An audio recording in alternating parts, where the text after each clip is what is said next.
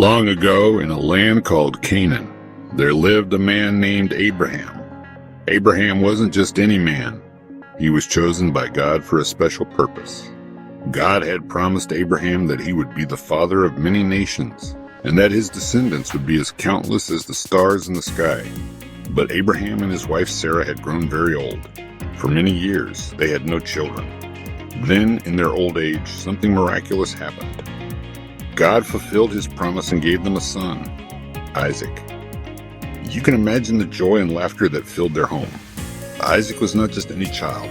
He was the fulfillment of a divine promise. Abraham loved him deeply. But one day, God tested Abraham in a way no one could have imagined. Abraham, Here I am. take your son, your only son Isaac, whom you love, and go to the region of Moriah. Sacrifice him there as a burnt offering on a mountain I will show you. Can you imagine the pain in Abraham's heart?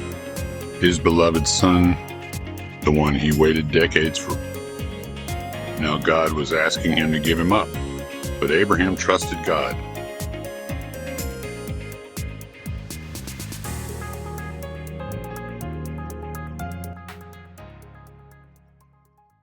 Early the next morning, Abraham got up, saddled his donkey, and took 2 of his servants with him, along with Isaac.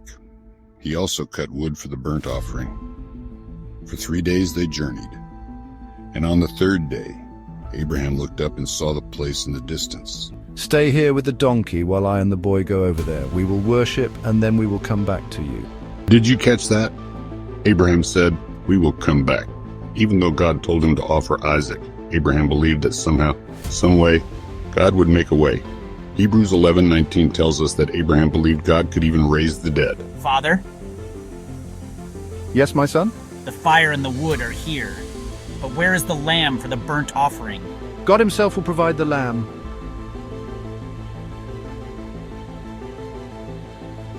When they reached the place, Abraham built an altar. He arranged the wood.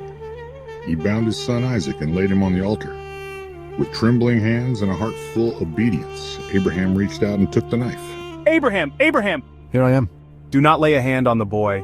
Do not do anything to him. Now I know that you fear God because you have not withheld from me your son, your only son. Then Abraham looked up, and there in the thicket, caught by its horns, was a ram. God had indeed provided the sacrifice.